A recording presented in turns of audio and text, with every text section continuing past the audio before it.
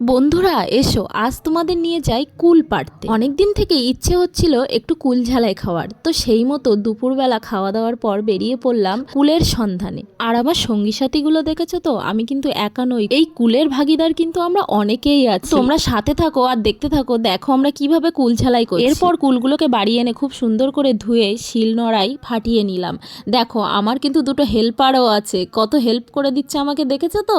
কাঁচা লঙ্কা, লেবুর পাতা আর আমের বোল খুব সুন্দর করে শিলনোড়ায় বেটে নিলাম। সেই সাথে কিছুটা সর্ষেও খুব মিহি করে বেটে নিলাম। লবণ, হলুদ আর কিছুটা চিনি সেই সাথে বাটনাটা দিয়ে খুব সুন্দর করে ঝাঁকিয়ে ঝাঁকিয়ে কুলটাকে মাখনা করে নিলাম। বন্ধুরা, কুল মাখা দেখে কি তোমাদের কারোর জিভে জল চলে আসলে অবশ্যই কমেন্ট করতে ভুলো না কিন্তু।